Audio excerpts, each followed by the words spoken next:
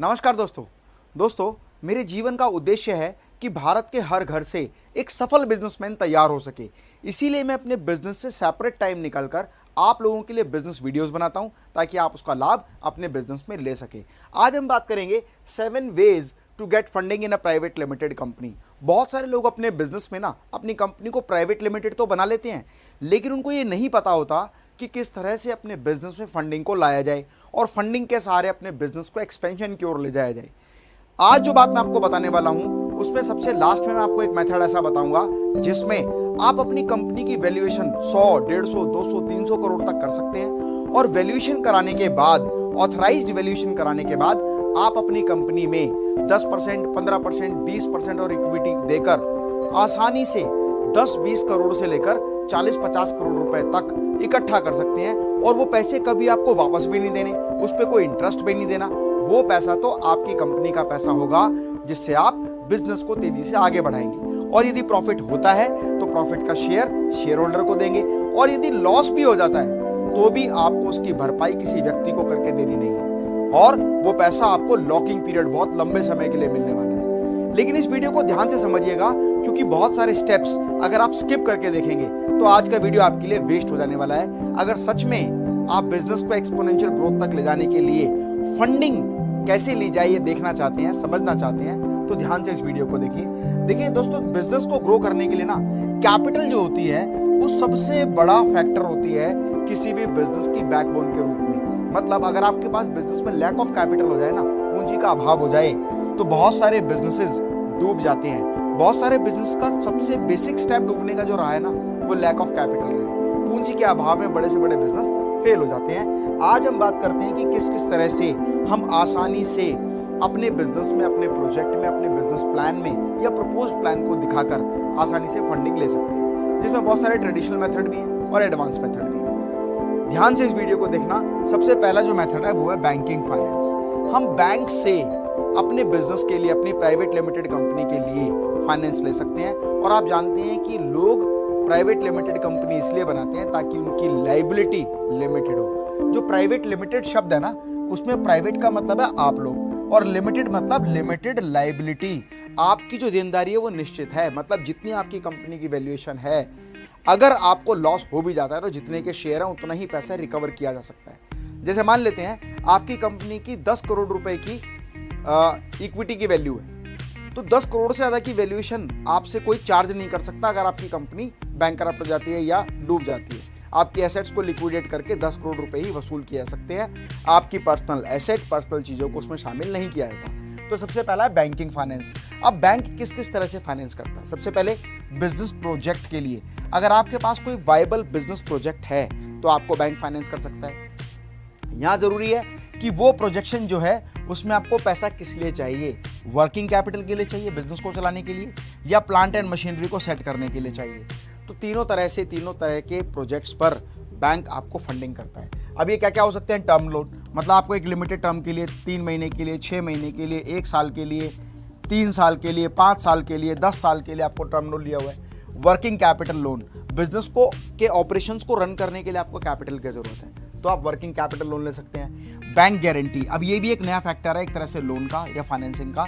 आप मान लीजिए किसी वेंडर के लिए माल बना रहे हैं और आपके पास माल खरीदने के लिए, रॉ मटेरियल खरीदने के लिए पैसा नहीं है तो आप क्या कर सकते हैं? आप बैंक से गारंटी करा सकते हैं कि ठीक है आप मुझे मटेरियल दे दीजिए और बैंक आपको एक गारंटी दे रहा है कि अगर हम आपको पैसे नहीं देंगे तो बैंक पैसा देगा और जैसे ही मेरा मटेरियल सेल होता है, मेरे बायर से मुझे पेमेंट रिकवर होती है, वो पैसा मैं आपको चुका दूंगा और उसके एवज में बैंक की गारंटी आपके पास है।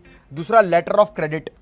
कई बार क्या होता है कि बहुत सारे लोग मटेरियल जो होता है ना उनको उधार में मिल जाता है लेकिन कोई भी व्यक्ति आपको उधार देने के लिए तैयार नहीं है, तो इस केस में बैंक एक लेटर ऑफ क्रेडिट इशू कर देता है आपको कि भाई इतना माल आप आसानी से उधार ले सकते हैं। उसके अलावा कैश क्रेडिट, बहुत सारे रूटीन खर्चों को पूरा करने के लिए बैंक आपको लोन दे देता है। बैंक ओवरड्राफ्ट फैसिलिटी, मतलब मान लीजिए आपके बैंक अकाउंट में 10 लाख रुपए का बैलेंस है लेकिन आपको पेमेंट करनी है वो 12 लाख है, 15 लाख है, 18 लाख है, तो बैंक आपको ओडी, ओवरड्राफ्ट फैसिलिटी देता है जिसमें आप एक्स्ट्रा पैसे जितने आपके डिपॉजिट से ज्यादा निकाल सकें। ये भी एक तरह का टर्म लोन हो जाता है, ठीक है ना। ट्रेड क्रेडिट और बायर्स क्रेडिट, आप ट्रेड करने के लिए माल उधार लेते हैं तो उधार लेने के लिए गारंटी बैंक दे देता है, ट्रेड क्रेडिट कहते हैं। तो ये वो तरीके हैं जहाँ पे आप बैंकिंग फाइनेंस के जरिए आसानी से पैसा ले सकते हैं। इसके अलावा अदर फाइनेंशियल इंस्टीट्यूशंस भी हैं जो आपके बिजनेस प्लान को, प्रोजेक्ट को, वर्किंग कैपिटल के लिए, प्लांट के लिए, मशीनरी के लिए, आपके बिजनेस के रूटीन खर्चे के लिए पैसे देते हैं। और एनबीएफसी कौन से होते हैं? NBFC, non banking finance corporations. ये वो इंस्टीट्यूशंस होते हैं जिनको पता है कि आपके पास प्रॉपर डॉक्यूमेंट नहीं है लेकिन आपका वायबल बिजनेस है, आपका बिजनेस सेटअप बहुत अच्छा है, तो बिजनेस की वायबिलिटी को देखकर वो लोन दे देते हैं, क्योंकि कई बार डॉक्यूमेंटेशन ना होने की वजह से बैंक आपको लोन नहीं देता है। इसीलिए आप एनबीएफसी से भी लोन ले सकते हैं। इसके अलावा आप स्वेट इक्विटी शेयर कर सकते हैं। अब स्वेट ऑफ इक्विटी शेयर क्या है?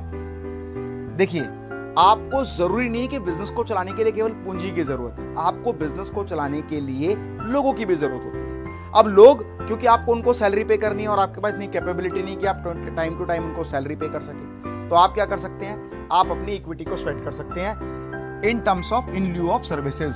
जैसे आपका डिजाइनर है, आपने उसको शेयर इशू कर दिए, तो रेशियो ऑफ प्रॉफिट में से उसको कुछ शेयर हम पे करेंगे और कुछ नॉर्मल या नॉमिनल सैलरी भी उसको पे कर देंगे। डिजाइनर है, आपका परचेज मैनेजर है, आपका स्टॉक मैनेजर है, आपकी कंपनी में जितने भी एम्प्लॉइज हैं, आप एम्प्लॉइज को अपनी कंपनी के शेयर डाइल्यूट कर सकते हैं। जैसे कोई नया स्टार्टअप होता है ना, तो उसके पास काम करने के लिए लोगों की भी कमी होती है और पैसे की भी कमी होती है, तो वो क्या करते हैं? स्वेट ऑफ इक्विटी कर देते हैं, अपनी कंपनी के लोगों को पार्टनर बना लेते हैं, अलग अलग तरीके के, जो परचेज कर सकता है, प्रोडक्शन कर सकता है, सेल्स कर सकता है, मार्केटिंग कर सकता है, अलग अलग लोगों को अपनी कंपनी के पार्टनर बना के उनको थोड़ी थोड़ी इक्विटी दे देते हैं, शेयर्स दे देते हैं और एक तरह से कंपनी में साझेदार बना लेते हैं। तो ये भी एक तरीका है, क्योंकि जरूरी नहीं है कि बिजनेस को चलाने के लिए आपको कैपिटल की जरूरत पड़े, आपको बिजनेस चलाने के लिए वर्किंग एम्प्लॉइज, वर्किंग हैंड्स की भी जरूरत पड़ सकती है, वो भी एक तरह से आपके सपोर्टिंग नेटवर्क में आपके साथ काम करते हैं। नेक्स्ट जो इंपॉर्टेंट चीज है वो है एंजल इन्वेस्टर। अभी एंजल इन्वेस्टर क्या होता है? बहुत सारे लोग क्या होते हैं, उनकी जो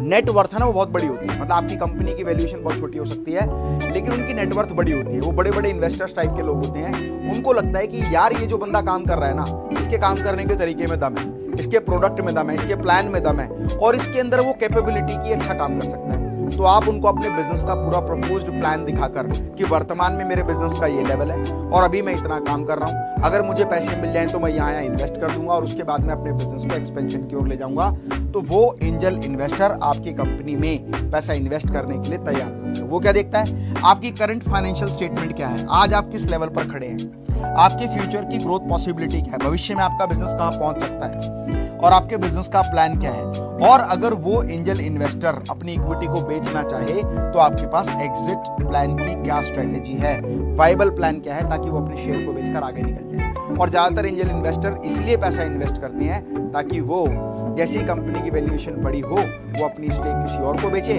और ज्यादा प्रॉफिट कमा के वो भी कंपनी से एग्जिट हो जाए। तो एंजल इन्वेस्टर्स को आप कांटेक्ट कर सकते हैं। एंजल इन्वेस्टर मिलते कहाँ हैं?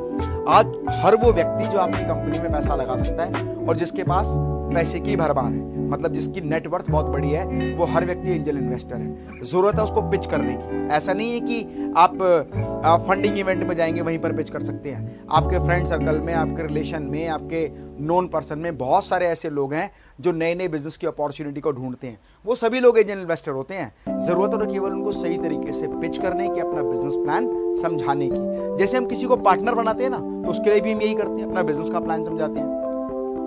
तो एंजल इन्वेस्टर्स के साथ हम काम कर सकते हैं। वेंचर कैपिटलिस्ट भी एंजल इन्वेस्टर्स की तरह ही होते हैं, जहां पर आप स्टार्टअप अगर आप कर रहे हैं किसी बिजनेस का, तो फंडिंग के लिए उनको अप्रोच कर सकते हैं। बिजनेस प्लान और उसकी ग्रोथ दिखाकर आप वेंचर कैपिटलिस्ट से भी फंड रेज कर सकते हैं। सबसे इंपॉर्टेंट बात जो मैं आपको बताने वाला हूं वो क्या है?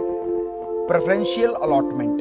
अब प्रेफरेंशियल अलॉटमेंट क्या होता है? देखिए, एंजल इन्वेस्टर हो सकता है आपके बिजनेस प्लान में इन्वेस्ट ना करे, उसको आपका प्लान ही समझ में नहीं आया, आपका वेंचर कैपिटलिस्ट इन्वेस्ट नहीं कर रहा, बैंक आपको लोन नहीं दे रहा है या आपको फंडिंग नहीं कर रहा है। एनबीएफसी कर सकता है, लेकिन एक तरीका और भी है। वो लोग जो आपके साथ पहले से काम कर रहे हैं, उन्हें पता है कि ये कंपनी फास्टेस्ट ग्रोइंग कंपनी है, या इसके बिजनेस प्लान में दम है, या इसके लीडर में वो लीडरशिप क्वालिटी है जो बिजनेस को डेवलप कर लेगा। तो ऐसे में आप प्रेफरेंशियल अलॉटमेंट कर सकते हैं अपनी कंपनी के शेयर की। एक ज़्यादातर हम लोग जो कंपनी बनाते हैं उसमें 1 लाख की हमारी इक्विटी कैपिटल होती है और 1 रुपए का या 10 रुपए का शेयर होता है। तो कहने का मतलब 10 रुपए के हिसाब से 10,000 नंबर ऑफ शेयर होते हैं, या 1 रुपए के हिसाब से 1 लाख शेयर हमारे पास होते हैं। हमें क्या करना है?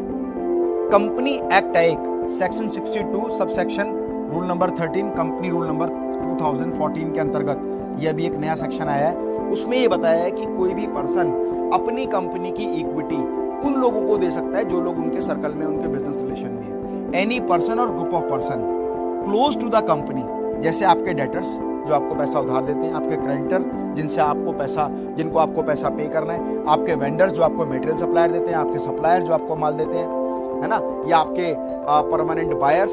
आप इन लोगों को अपना बिजनेस का प्लान बताएं। जैसे हम भी अपनी कंपनी में अपने एग्जिस्टिंग क्लाइंट्स को, अपने सप्लायर्स को, अपने वेंडर्स को, सबको अपना बिजनेस प्लान बताते हैं और उनको अपनी कंपनी में शेयर होल्डर बना लेते हैं, जिससे उनका कंपनी के प्रति लगाव भी हो जाता है और उनको पता है कंपनी ग्रो होगी तो वो भी ग्रो होंगे। इसीलिए वो आपके फेवरेबल ऐसे लोग बन जाते हैं जो आपकी कंपनी की ग्रोथ में आपको मदद करते हैं।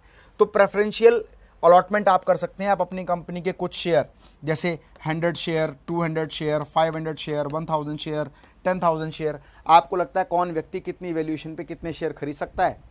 क्योंकि ज़्यादातर हिंदुस्तान में देखा गया है कंपनी की जो कैपिटल वैल्यू है, जो इक्विटी वैल्यू है, वो कुछ भी हो, 1 लाख शेयर है, 10 रुपये का एक शेयर, 10 लाख की कंपनी की वैल्यू है, पर एक्चुअल में उसकी वैल्यूएशन करोड़ों में हो जाती है।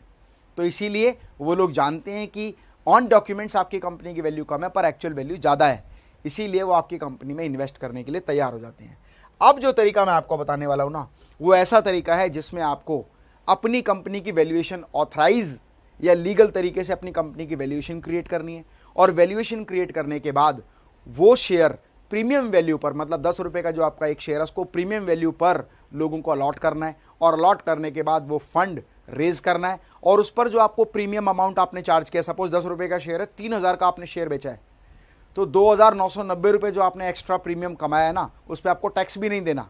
उसका तरीका क्या है, और वो पैसा कभी वापस भी नहीं करना, और उस पैसे से आप कंपनी की ग्रोथ कैसे करेंगे इसके बारे में आपको पूरा प्लान बनाना है। तो उसका तरीका क्या है, अलॉटमेंट ऑफ इक्विटी शेयर।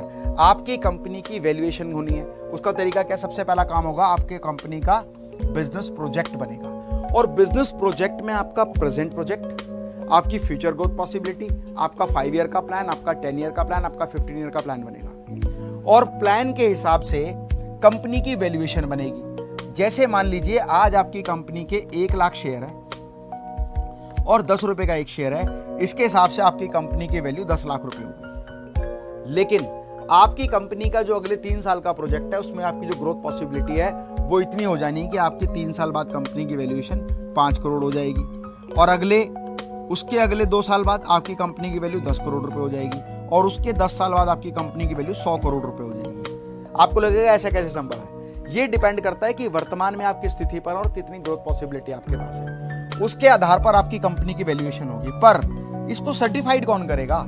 आपने तो कह दिया मेरी कंपनी की वैल्यूएशन 100 करोड़ हो जाएगी, पर आपके कहने से वैल्यूएशन 100 करोड़ नहीं होगी ना कोई ऑथराइज्ड ऑर्गेनाइजेशन या कोई रिस्पॉन्सिबल ऑर्गेनाइजेशन इसको ऑथराइज करेगी कि हाँ आपकी जो कंपनी की वैल्यूएशन है वो इतनी हो सकती है। वो क्या है? आपकी कंपनी की वैल्यूएशन कौन करेगा? Merchant banker. आपको मर्चेंट बैंकर बताएगा कि आपने जो कंपनी का प्लान बनाया है वो वाइबल प्लान है, उस प्लान को वो सर्टिफाइड करेगा, तो पता लगेगा आपकी कंपनी के भविष्य में इतनी वैल्यू होने वाली है। और अगर आपकी कंपनी की वैल्यू 3000 करोड़ रुपए की है तो उसका अगर आप 10%, तो आप 300 करोड़, या मैं कहता हूं आपकी कंपनी की वैल्यू 300 करोड़ रुपए है तो उसका 10% मतलब 30 करोड़ रुपए आप प्राइवेट वेंडर्स से, प्राइवेट सप्लायर से, प्राइवेट लोगों से वो पैसा अलॉटमेंट के जरिए ले सकते हैं। और यहाँ पर एक लिमिटेशन है कि प्राइवेट लिमिटेड कंपनी में आप ओपन पब्लिक के पास नहीं जा सकते, पर आपके पास बहुत सारे ऐसे लोग हैं जो आपकी कंपनी में इन्वेस्ट करने के लिए तैयार है। आप 200 शेयर होल्डर तक अपनी कंपनी के बना सकते हैं। ठीक है, तो उसका तरीका क्या है? IBBI एक ऑर्गेनाइजेशन है, insolvency and bankruptcy board of India.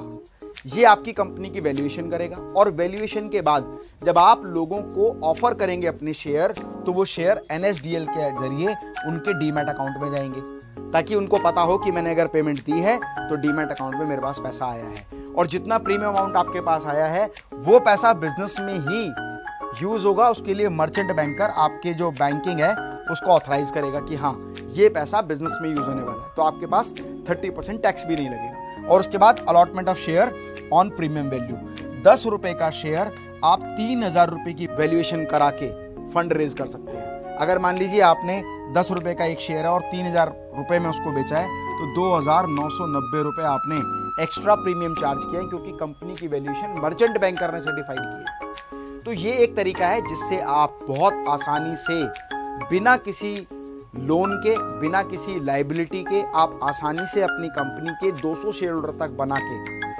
उनसे प्रीमियम वैल्यू पर फंड रेज कर सकते हैं और उस फंड का इन्वेस्टमेंट आप बिजनेस की प्लानिंग पर, एग्जीक्यूशन पर, प्लांट एंड मशीनरी पर, मार्केटिंग पर, प्रमोशन पर, ब्रांडिंग पर, एक्सपेंशन पर लगा के अपने बिजनेस को नई वैल्यूएशन तक ले जा सकते हैं। दोस्तों, जो कंपनी कॉर्पोरेट के रूप में काम करती है वो इसी तरीके के इस्तेमाल करती है फार्मूले अपने बिजनेस को तेजी से डेवलप करने के लिए।